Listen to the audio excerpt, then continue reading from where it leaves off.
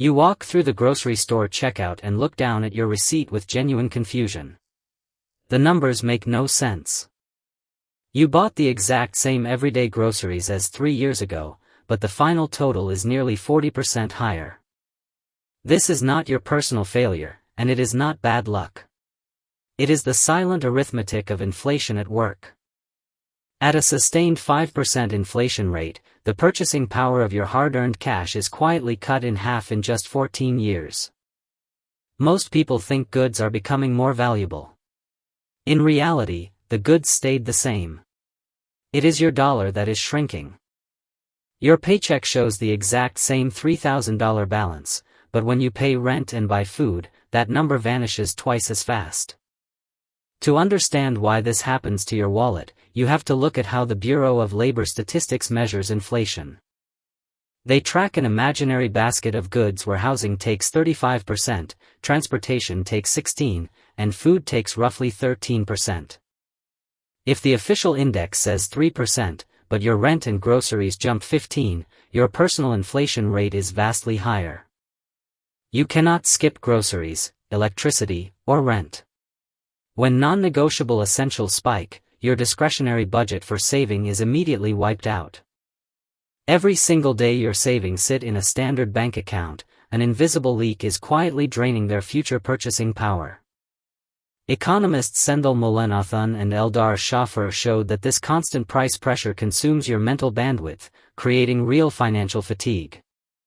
So what is actually driving this invisible tax on your labor, and why did prices suddenly surge across the entire economy? The answer comes down to 3 specific economic gears that determine how much your money is allowed to buy tomorrow. And the very first gear begins with a sudden tug-of-war between everyday consumer demand and factory production lines. Imagine 10 buyers standing in front of a single car with cash in hand. When everyone bids, the price climbs instantly. This is demand-pull inflation. Too many dollars chasing too few goods, turning everyday shopping into an aggressive silent bidding war. When supply drops after global disruptions, but consumer demand remains high, sellers have no reason to lower prices for you. The second force is cost-push inflation. It starts when the base cost of essential inputs, like crude oil or fertilizer, spikes. Because diesel powers freight trucks and ships, a surge in fuel costs creates a domino effect across every single retail shelf. The bakery owner pays more for flour and transport, so your morning loaf of bread gets marked up 25 cents more. Then comes the third and most controversial engine, the dramatic expansion of the broad money supply through central banking systems. Data from the Federal Reserve shows the M2 money supply expanding rapidly during major crises to stimulate overall economic activity. If the supply of dollars increases faster than the physical production of real goods, each individual dollar buys strictly less. Here is the cruel part: grocery stores can change price tags overnight, but your annual salary review only happens once a year. This structural time lag means your household budget absorbs the full price shock months before your income ever catches up. Economists call this inflation expectations. When everyone expects higher prices, companies raise prices simply because consumers already expect them to. These 3 forces, surging demand, rising production costs, and money dilution, combine into one relentless downward pull on your purchasing power. But what if companies want to raise prices without you noticing? That brings us directly to the real math of shrinkflation. Your savings account did not lose numbers, but the baseline value of every single paper bill in your wallet was diluted. You pick up your favorite bag of potato chips from the grocery shelf. The price tag still reads $4. The price stayed identical, but the package quietly dropped from 16 ounces to 14. That is a hidden 14% price hike. Then comes skimflation. Manufacturers replace premium butter with cheap vegetable oils and reduce customer service, giving you less quality for your dollar. Corporations know your brain notices a higher price tag immediately, but barely registers a 10% reduction in net product weight.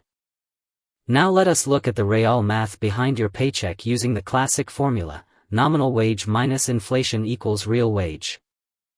Imagine your boss hands you a 3% raise this year. You feel rewarded, and the bigger number on paper feels great.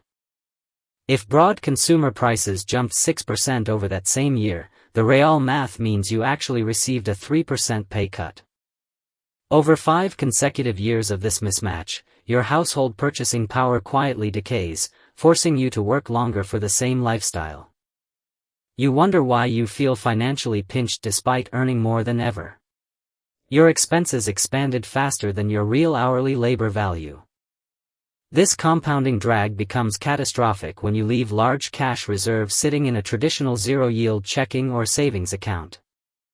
$10,000 in cash left untouched during a 4% inflation decade retains only $6,700 in actual purchasing power. Cash feels completely safe because the digital balance never goes down, but it guarantees 100% certainty of real purchasing loss. Economist Richard Thaler calls this the money illusion. Our brains obsess over nominal numbers while ignoring what those numbers can actually buy. A $100 bill in 1980 could buy a full shopping cart. Today that same paper bill buys just a handful of items.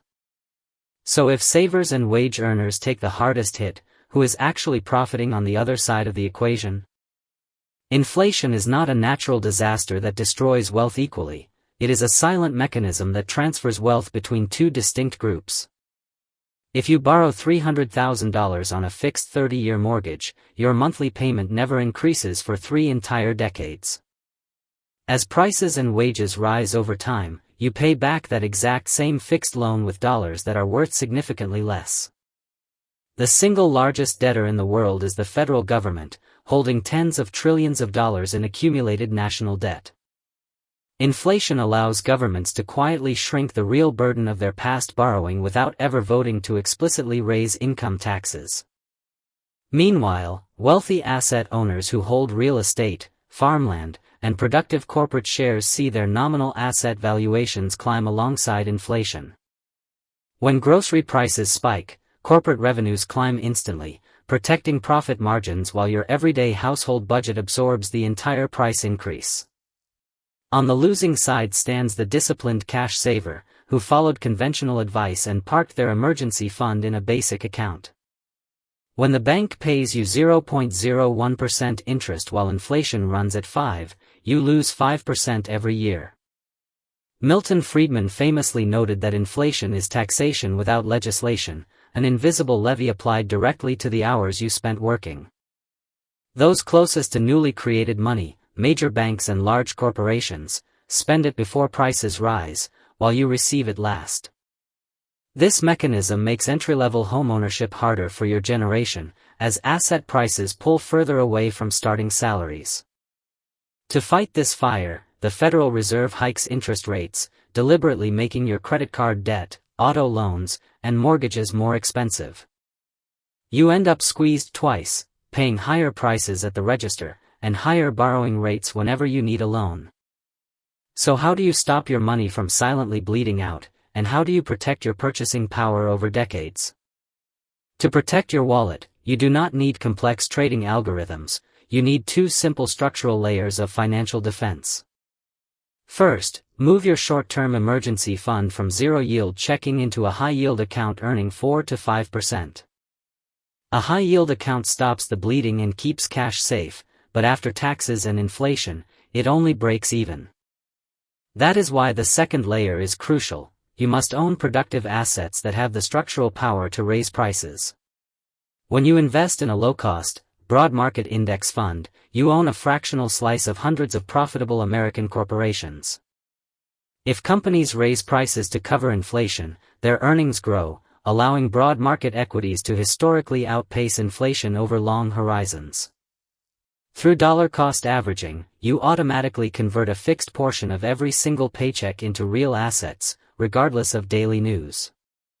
Warren Buffett famously noted that the single best protection against inflation is your own earning ability and rare, valuable skills.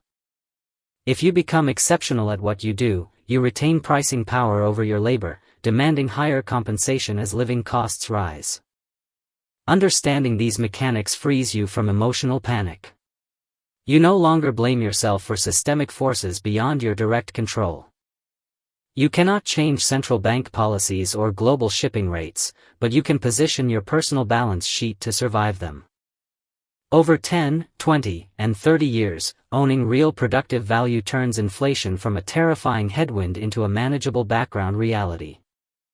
The next time you stand at the checkout register and swipe your card, the rising total will not shock or confuse you. You see the supply chain costs, the money expansion, and the corporate profit margins written clearly behind every single printed price. You cannot stop prices from moving, but because you understand the real arithmetic of inflation, you finally hold control over your financial future.